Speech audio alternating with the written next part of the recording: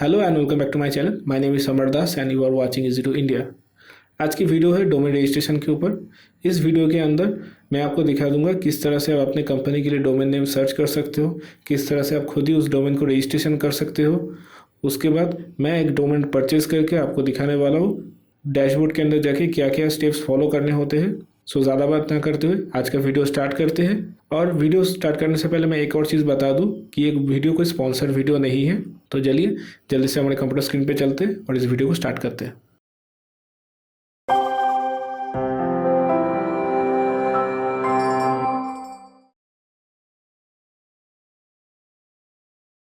जैसा कि आप सभी को दिख रहा है, मैंने यहाँ पे सर्च किया है डोमेन रजिस्ट्रेशन इंडिया। उसके बाद यहाँ पे काफ़ी सारे ऑप्शंस आ रहे हैं, जैसे कि देख रहे हैं गोडैडी, पिकरॉक, उसके बाद होस्टिंगर। मेरा ये मानना है कि आपको जहाँ भी अच्छा ऑफर मिले वहाँ से आपको रजिस्ट्रेशन कर लेना चाहिए। यहाँ पे आप देखिए मैंने गोडैडी का वेबसाइट ओपन किया है। यहाँ पे क्या बोल रहा है, type the domain you want.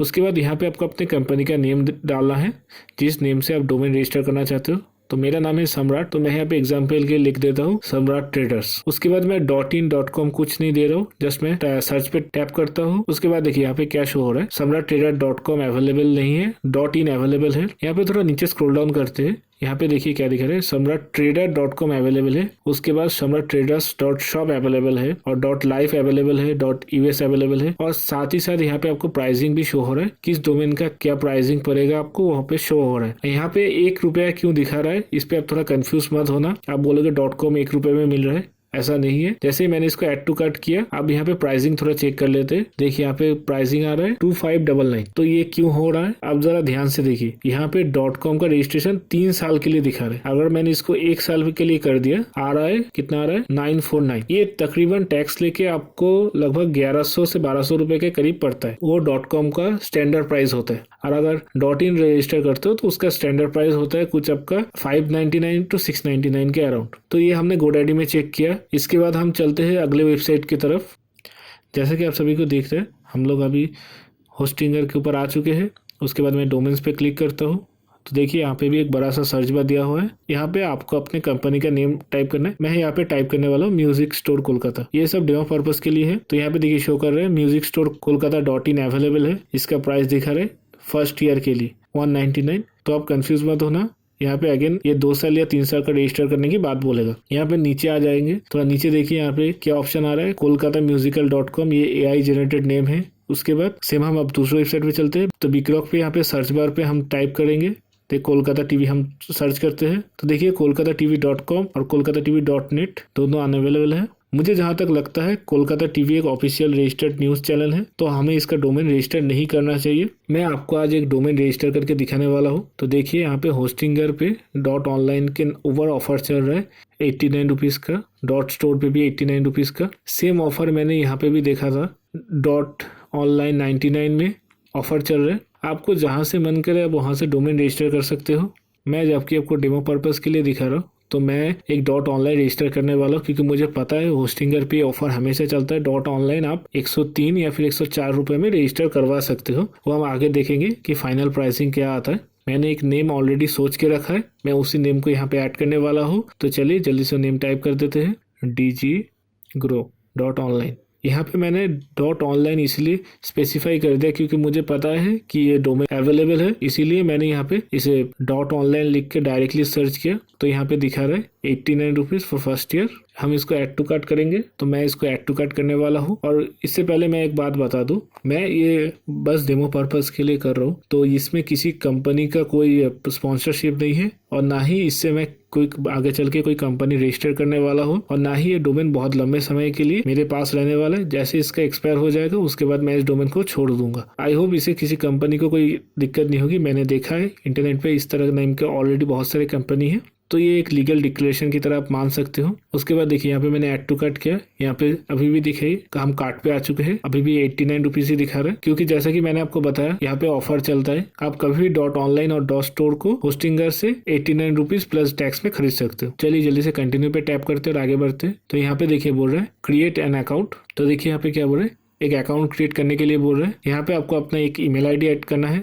उसके बाद आपको यहाँ पे एक पासवर्ड भी ऐड करना पड़ेगा। चलिए जल्दी से इस प्रोसेस को कंप्लीट करते हैं। पासवर्ड ऐड करने के बाद आपको बस कंटिन्यू पे टैप कर देना है। उसके बाद यहाँ पे आपको बिलिंग एड्रेस फिलअप करना पड़ेगा। जल्दी से चलिए इसको फिलअप कर लेते हैं। तो जैसे कि आपको दिख रहा है मैंने यहाँ पे बिलिंग डिटेल्स फिलअप कर लिया है। अब यहाँ पे आप जरा ध्यान से देखिएगा, आप चाहो तो कंपनी डिटेल्स ऐड कर सकते हो, इससे आपका थोड़ा सा सेविंग्स होगा। वो कैसे हम अभी देखने वाले हैं। मैंने कंपनी डिटेल्स यहाँ पे ऐड नहीं किया है। उसके बाद मैं यहाँ पे कंफर्म पे टैप करता हूँ। उसके बाद देखिए मेरा सब टोटल देखिए कितना आ रहा है, 122.84 रुपीज। तो इसको हम कैसे कम कर सकते हैं मैं वही आपको दिखाने वाला हूँ। ये 103 या 104 रुपए के करीब हो जाएगा। इसमें जो टैक्स है 18% उसको हम डिडक्ट करवाने वाले हैं। तो चलिए देख लेते हैं कैसे। हम यहाँ पे बिलिंग एड्रेस के ऊपर एडिट पे टैप करेंगे और यहाँ पे कंपनी का डिटेल्स ऐड करेंगे। यहाँ पे आपको अपने कंपनी का नेम और जीएसटी नंबर ऐड कर देना है। मैं ये कहना चाहता हूँ अगर आपके पास जीएसटी रजिस्ट्रेशन नहीं है तो आप दूसरी किसी कंपनी के नाम पे भी रजिस्टर करवा सकते हो। आपके जान पहचान में कोई होगा तो उसके नाम पे भी आप रजिस्टर करवा सकते हो। तो यहाँ पे आपको अपने कंपनी का नेम और जीएसटी डिटेल्स ऐड करने होंगे। उसके बाद जैसे आप कंटिन्यू पे टैप करते हो उसके बाद देखिए सब टोटल देखिए क्या आ रहा है, 103.93, ऑलमोस्ट 104 रुपए आ रहा है। अब अगर मैं टैक्स फीस पे टैप करता हूँ तो देखिए टैक्स 0 हो गया और आईकैन चार्जेस जो है वो ऐड हो रहा है। ये पता नहीं है कोई ग्लिच है या फिर कुछ और है, लेकिन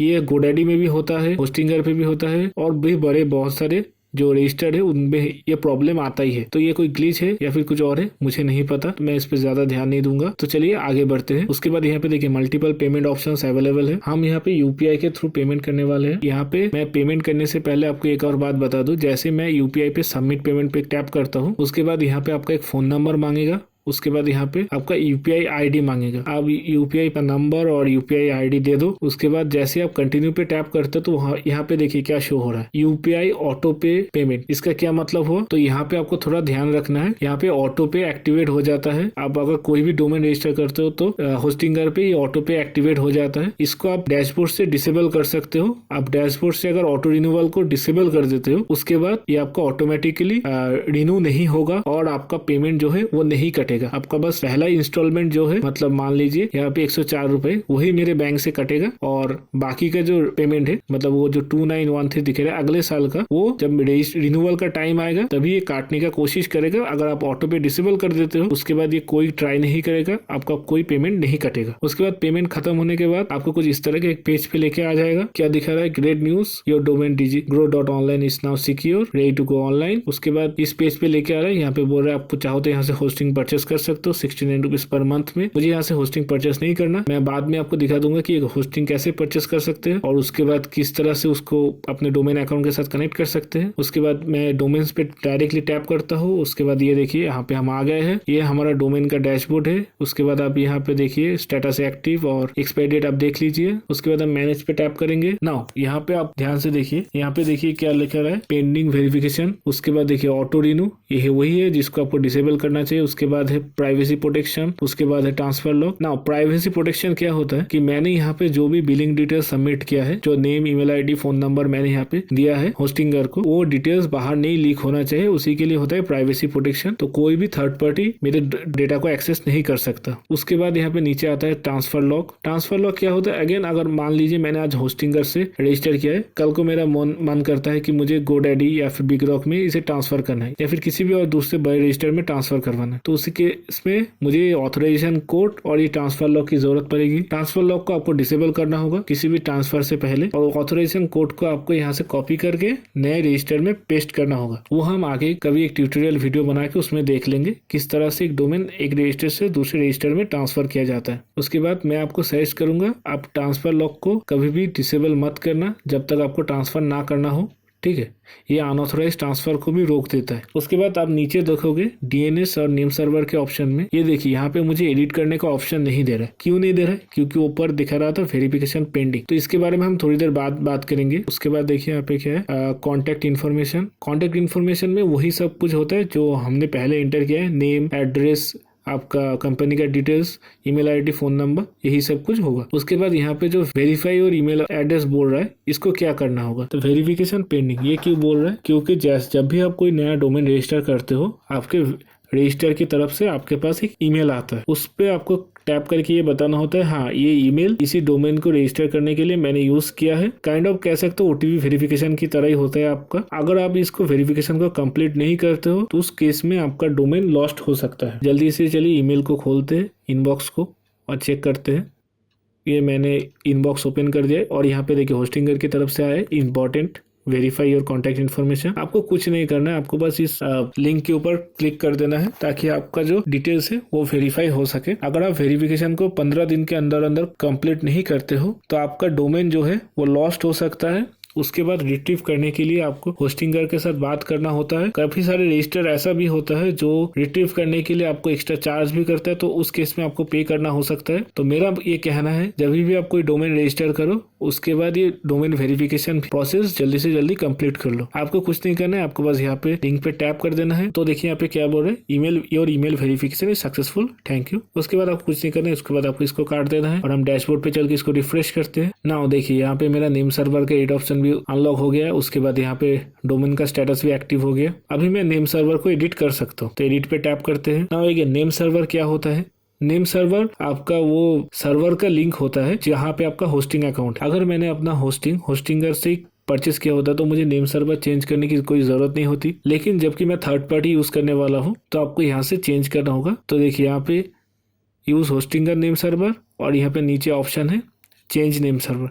अब चेंज नेम सर्वर पे जैसे ही टैप कर दोगे तो देखिए यहाँ पे आपको नेम सर्वर चेंज करने का ऑप्शन मिल रहा है। आपको पुराना वाला डिलीट करना है, नया वाला ऐड करना है। नया नेम सर्वर आपको कहाँ से मिलता है वो हम जब होस्टिंग के ऊपर क्लास करेंगे वहाँ पे मैं आपको दिखा दूंगा। उसके बाद यहाँ पे चाइल्ड नेम सर्वर, उसके बाद यहाँ पे फॉरवर्डर्स। यहाँ पे देखिए फॉरवर्ड डोमेन फॉरवर्डिंग क्या है, काफी कुछ ही ईमेल फॉरवर्डिंग की तरह ही होता है। डोमेन फॉरवर्डिंग का मतलब है यहाँ पे अगर आपने डोमेन के ऊपर एक फॉरवर्डर सेट करके रखा है तो जब भी कोई आपका ये डोमेन ओपन करना चाहेगा, सपोज अगर मैं यहाँ पे ec2.in के URL को फॉरवर्डर के तौर पे ऐड कर देता हूँ तो जब भी क्या होगा आपके ब्राउजर में कोई भी digigrow.online टैप करेगा उसको डायरेक्टली क्या होगा वो ec2.in में रिडायरेक्ट हो जाएगा। digigrow.online ओपन नहीं होगा, वो आपको ec2.in में रिडायरेक्ट कर देगा। उसके बाद DNS हिस्ट्री, आप जैसे जैसे नेम सर्वर चेंज करोगे उसका हिस्ट्री आपको यहाँ पे दिख जाएगा, आपने कब कौन सा नेम सर्वर में चेंज किया। उसके बाद यहाँ पे चाइल्ड नेम सर्वर आता है। चाइल्ड नेम सर्वर के हम बाद में कभी डिस्कस करेंगे। उसके बाद ना अगर हम थोड़ा नीचे स्क्रॉल डाउन करते हैं तो यहाँ पे क्या दिखा रहा है, मैनेज DNS रिकॉर्ड्स।